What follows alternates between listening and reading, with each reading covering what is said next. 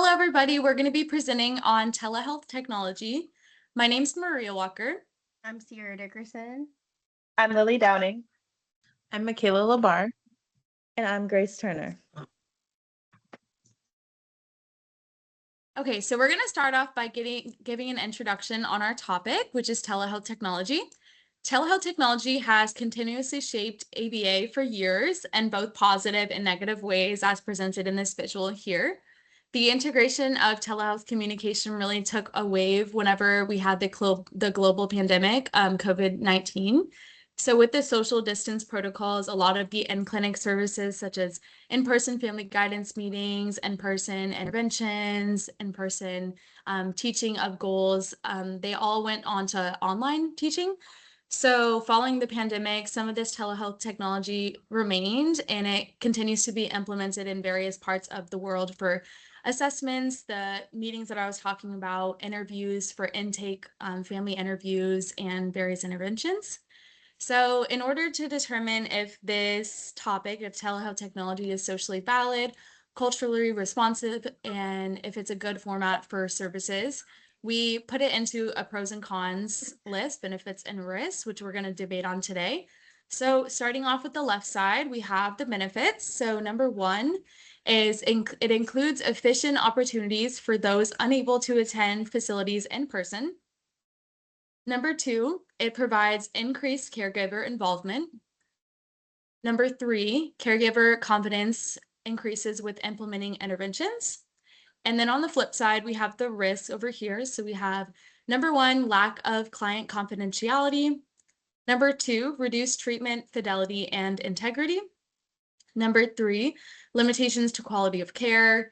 And with this, we also have weaker rapport with the patient and stakeholders. So it's important to discuss all of these, the pros and cons, to determine if this is a socially valid format that should continue to be implemented. And we're going to talk about the basic principles of ABA. We're going to talk about ethical codes that are outlined by the BACB. And we're going to get into it, starting off with the pro-argument thesis. So right here we have the pro-argument thesis. Telehealth technology demonstrates many benefits such as caregiver involvement with treatment, access to more populations, and an increase in parent confidence due to implementation at home. Sierra is going to take it away with the first point of caregiver involvement. Yes, so I'm going to be talking about the caregiver involvement, and using telehealth can result in more meaningful and real-time questions that can be answered in that moment with caregivers being around and present. Those individualized sessions can be used to discuss skill implementation, corrections, different terms, etc. So according to Novelty 2021, caregivers were required to be present in the household and available in order to provide support if needed, depending on the client during COVID-19.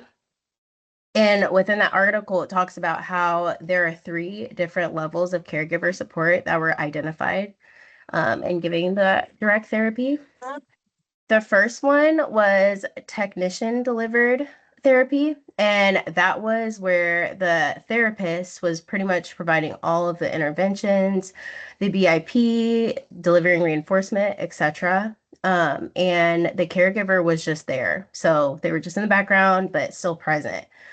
And then for the second one, there was caregiver assisted telehealth, which pretty much everything was delivered by the therapist, but the caregiver was there for support. So the therapist still gave all the SDs, all the reinforcement, etc., but the caregiver was pretty much still in the background for that support if they needed it, because of course they know their child. And then the third one was caregiver implemented telehealth. And that was where pretty much all of the interventions were implemented by the caregiver. And it had the direction of the therapist. So the therapist was kind of assisting them. And they were kind of there for the direction, but the caregiver was pretty much doing everything. And they were given instructions how to do it, and they were provided feedback afterwards. So having that additional support, it promoted generalization, which is good because not only were they able to generalize with their parents now, and their therapist, it was also a different setting. So from being in clinic or school to being at home, and that made a world of a difference. And so now talking about access to more populations. So the research has shown that telehealth can improve access to ABA services while maintaining treatment effectiveness, basically by making sure that the hours are similar, if not the exact same as it was when they were in school or clinic. Some problems prior to having telehealth was like the long distance travels, limited ABA providers, long wait lists, etc. But some solutions that they found was that they were able to get services from home, less missed appointments, and they didn't have to commute with having telehealth. And for the next point, Michaela can touch on that one. Yes, so if a parent or caregiver was unable to attend in-person services, whether that be training or family guidance, then the use of telehealth technology could increase a benefit to these unexpected situations, which served the families in a way that maybe they hadn't seen before. So that in this identified that telehealth can improve access to ABA services, but still maintain treatment effectiveness. So it gives a highlight to telehealth as an option that can be more dependable to families. It can increase access to them by being able to come to their home or implement trainings over telehealth if they weren't able to get into their home. Based on deficits that they see. So telehealth was able to increase a personalization between families and providers, which in turn gave parents an increased confidence with implementing these interventions. So that included in-moment feedback and support when maybe a caregiver was struggling or they needed quick access to a solution for a problem they were having, which provided effective outcomes and reduced caregiver stress.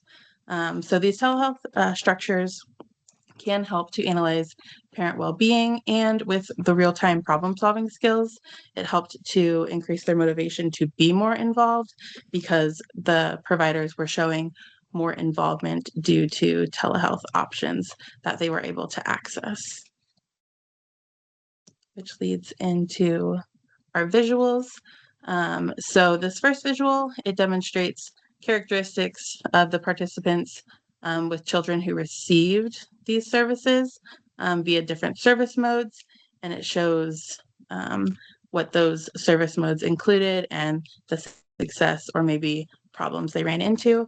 And then the second image shows the average percentage of correct independent responding across participants during all phases of the teaching, with the acquisition phase only. Okay, so I'm going to touch on the pro-counter argument. So again, we have our three main points for their pro side, which were the caregiver involvement, the access for more populations, and then increased parent confidence with implementing the interventions. So for the first one, while yes, a lot of caregivers were given the opportunity to be involved, which was previously not possible, there are some families that continuously face scheduling conflicts, as we all do in our daily life. So with this, there's also reduced motivation to participate. Just like our kids, if there's a higher response effort, then there's often times that they don't want to oblige and they don't want to participate in those programs.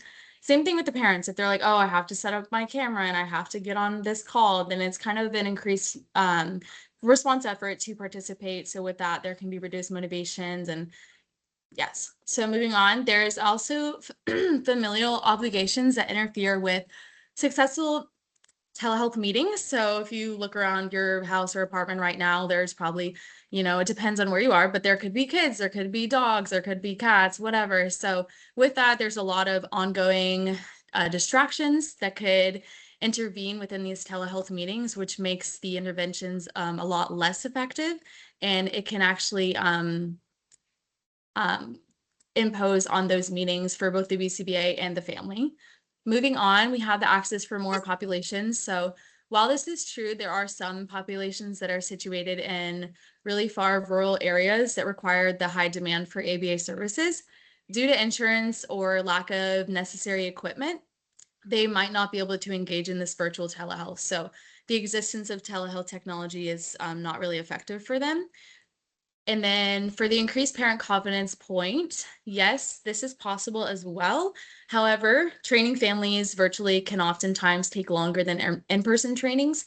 So they see that progress a lot slower than they would within an in-person meeting. For example, within family guidance meetings, they're at my clinic, at least they're able to come back into the clinic and see their kid engage in social opportunities and in goals in real time. Whereas with virtual, depending on the amount of distractions, depending on the connection, the network, there might not be availability to see that progress, which can be really disappointing for families at times. So like I said, this can be discouraging as families like to see immediate progress, and their receptiveness to feedback or critique may waver depending on their child's progress. Okay, we're going to move on and talk about the con argument, which is going to be presented the thesis by Grace. All right, so for our counter argument, we had 3 main points, which was the lack of client confidentiality, reduced treatment, fidelity, as well as limitations to quality of care and weaker rapport with patients and stakeholders. Maria talked about this a little bit in our counter argument. And the first point, lack of confidentiality, will be presented by Maria. Okay, so starting off with the lack of client confidentiality, clearly this is a huge risk as it's an ethical risk, which is our whole practice is based on ethical codes and principles. So when providing the therapy services and supervision services over a virtual mode, there is a huge risk of exposing private and personal information. So over those virtual modes of communications, it's possible for others to hear the information or to see. So whenever I have virtual team meetings at my center, they always ask that we do it in a closed place. So it's either at your at your house or at the clinic, and they try to say don't do it in the car, don't do it anywhere where there's other people because they don't want to engage in or violate HIPAA, which is exposing the private and personal information. So with that, it's a risk because if that information gets out, it could be given to somebody who's not an authorized stakeholder or patient or family that is involved in that case or that treatment or that behavior intervention plan, which is not their business. So according to the American Psychology Association, the regulations, client confidentiality is described as ensuring that client information is unavailable to unauthorized persons, and it is necessary to ensure that network has technical safeguards and protections to regulate that information to ensure only stakeholders and authorized personnel are receiving that information. Moving on, it's clear that telehealth technology does pose an increased risk of breaching client information versus in-person ABA services, where there are more regulations in place to protect the clients. There's the physical safeguard of the door. A lot of clinics have keypadded doors, so if you don't know the keypad, then you can't get in, which is also protects their physical information. And then also online, there's a lot of regulations for their information with all their files, their intake forms, their assessments, all of that is protected, which this might not be as protected if it's over virtual modalities. So this is so important to discuss because it is a huge violation of ethical principles that is presented in ABA principles described as doing no harm to our clients or patients. And this is outlined by the BICB Ethics Code.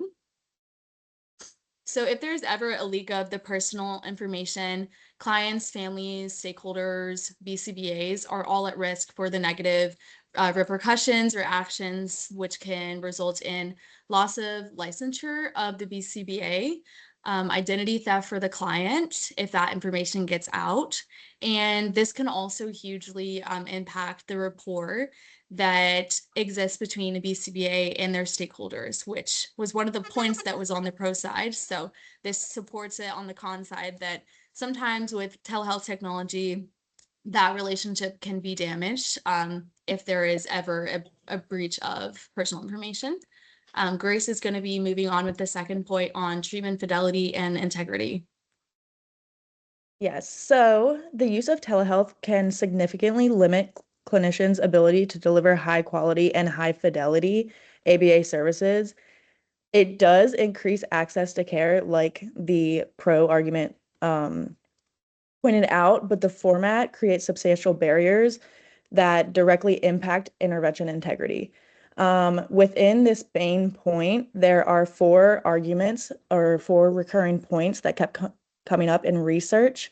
Those being limited physical interaction and modeling, reduced environmental control, technological barriers, and increased demand on caregivers. So to start out, one of the biggest issues in terms of treatment fidelity was the lack of physical interaction and modeling from the BCBA. Obviously, they are not there in person. They are on a computer screen or an iPad screen, and they are unable to really be hands-on and physically prompt or physically model for caregivers or technicians. One provider stated that all they could do was talk, highlighting the loss of those hands-on coaching opportunities. Because of this lack of hands-on care, some treatment procedures are often altered or diluted to try and better fit this model, and they just might not be as effective. The second point within this is that there's a reduced environmental control, as well as to go along with the hands-on point, the BCBAs and clinicians are not able to control any of the environmental factors that they would in in-person services. They can't control lighting, sound, distractions. This can impact the accuracy of the data that they are taking. Any observations made can be misinterpreted based on environmental factors, as well as increased difficulty managing off-task behavior. The third argument within this point would be technological barriers. I think we've all experienced internet outages or slow Wi-Fi, lag times. Technology is very unpredictable, and it can be really harmful in ABA services if a child is in a maladaptive behavior and the camera is facing the other way and the BCBA is not able to provide any feedback or help in that situation. So limited camera angles, maybe internet outages in the middle of a session, the session should just end and not be able to get that back up. Let's see, engagement also is a struggle with technology in this modern day and age. Lots of children have access to daily technology, and they don't know the difference between play technology and ABA services. So there are reports of children pressing buttons, ending the meetings, not being able to focus because they're too busy watching the screen. And these disruptions interrupt the instructional flow and decrease the learning opportunities that a BCBA is able to present. And to finish off this point, there is an increased demand on caregivers. this has come up time and time again, and the relationship between the caregivers seems to be a major topic within this telehealth debate. But telehealth often requires really heavy caregiver involvement, whether they're implementing the interventions or they're just having to be there and it's the time commitment. But this is not always consistent, and anything that's inconsistent can lead to reduced treatment fidelity. And our last point will be presented by Lily. So one of the significant threats to quality of care in ABA, which I think is very important, is the impact of development of rapport and trust between the behavior analyst and the client's family. And that could be totally detrimental, especially when you are over Zoom, over the phone, or whatever. So strong therapeutic relationships with the caregivers, with the client, or other stakeholders are essential for effective communication, collaboration, treatment of integrity, but then also those long-term outcomes that we're all seeking. Telehealth may slow the rapport building process, particularly when working with new families. So especially during COVID, if we were doing telehealth for the first time, we've never met the kiddo, we've never met the family ever. So trying to create that relationship with them is going to be really hard because they don't know you. They can't see you in person. They might not be able to read your body language and all that things. As noted by Haldlick, clinicians reported that developing rapport with new families took a lot longer during telehealth. So let's say if you were in the clinic, it might have taken maybe a week to kind of get close with your client. It might have taken 2 weeks, 3 weeks, maybe almost a month over telehealth.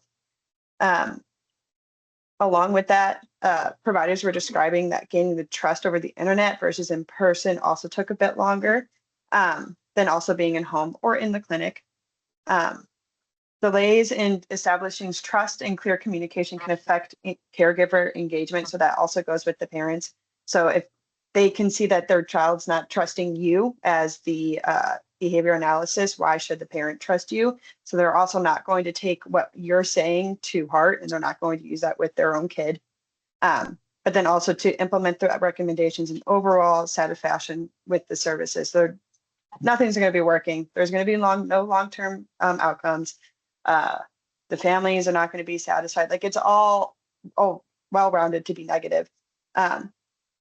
In the context of ABA telehealth, these challenges highlighted the need for intentional strategies to foster rapport, clarify expectations, and maintain open communication to protect the quality of care and strengthen relationships with patients and stakeholders. So to me, I feel like really having that trust and having that communication with your client or your family is very, very important. I feel like with what we do and what we work with, the kiddo that we're working with needs to be able to trust you. I've been in many situations before where a kid didn't trust me, and I felt very, I don't want to say bad, but it made me sad a little bit because I'm trying to help you and you don't feel like it could help you. And it's a very sad thing. So when you see that over Zoom or Teams or, just a FaceTime call, like you can't really do much about that because, like I said before, they can't get close to you. They can't really read your body language and what you're feeling. And sometimes smell could also do a huge thing about that. Like, so doing that over telehealth and doing that through the screen is not really going to get them to do what you are telling them to do or trying to teach them to do. So, yeah.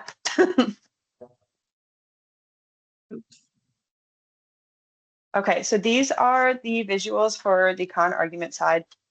Image 1 is going to be the summary of suggestions and promote ethical, equitable, and high quality telehealth. This is just talking about how telehealth just really wasn't working. So this is just like their suggestions to kind of make it better. For image 2, this is the comparison of ethical codes and guidelines across the APA, AAP, NASW, and BACP. So this is just showing what ethics actually were included for telehealth and what it kind of says about it. And then image 3 is just showing the telehealth delivery experiences. So that was through surveys from the families that they did. So we'll go into the ethics code. which is a very important part when addressing telehealth services and providing these trainings or just overall aspects of telehealth to families and clients. And so the ethics codes that we found was 2.03, which is protecting confidential information. Like the field we work in, we have a clientele that is in like a kind of fragile state, but not a fragile state. We want to be able to protect them, but also give them dignity and respect. And so that goes into protecting their confidential information, whether that be goals or the treatment data or personal information like where they live or family names. And so the next one is 2.19, which addresses conditions interfering with service delivery. So with telehealth, there might be some disruptions to service delivery, which could affect the overall treatment of the client or trainings of parents. So that would be a negative of providing telehealth services if there is some possible limitation to service delivery. And then our third ethics code was 2.01, which is providing effective treatment. Like we've talked about, sometimes using telehealth is not always effective. It could be effective in some aspects like parent training, but when delivering services to clients, it might not be effective due to distractions and possible behaviors that aren't seen by the BCBA to be able to address, or just overall technology distractions in this day and age that we live in. Okay, so we're going to talk about the examples of core principles to guide the professional practice. So one of them that I feel like is very important in what we're talking about is the benefit of others. This can go both ways, pro and con. If it's easier for those to do it over telehealth, then let's do it over telehealth if it's easier for them. But also on the con side, we also got to think about what's going to benefit them the best socially. And obviously that's doing it in person, coming to the clinic, or we going into your home. Treating others with compassion, dignity, and respect. I think this is a really big thing. I feel like on telehealth, if we do it on the screen, yeah, we can show that we're treating them with compassion, dignity, respect, but are we in the sense of respecting that we care about their time and, you know, their social meaningfulness and really creating that time for them to actually have those bigger outcomes through our time with them. And then lastly, just reminding ourselves of the 7 dimensions. You have your applied, behavioral, technological, conceptually, systematic, effective, analytic, and generality. Obviously, these all are going to have a big part into what we're talking about, especially the effectiveness. We want to make sure what we're doing is very effective. We want to make sure that we are able to do what we are doing. So if we can't be effective, then we're not going to be able to generalize this amongst other populations. Okay. So with the counter arguments, they're what we talked about, confidentiality. So while there is increased risk for breaching of client information, there are regulations in place that are to protect our clients' confidentiality as well as our caregivers' confidentiality with using telehealth. These safeguards include HIPAA, the Health Insurance Portability and Accountability Act, which was passed in 1996. And this just ensures that the client information is being used as it is authorized and disclosed to the right personnel, and is not getting in the hands of people who should not have it. And with this, it leads into treatment fidelity. So these telehealth services do pose reductions to treatment fidelity. There is some necessary overlap to discuss when comparing these aspects of fidelity to virtual to in-person clinical services.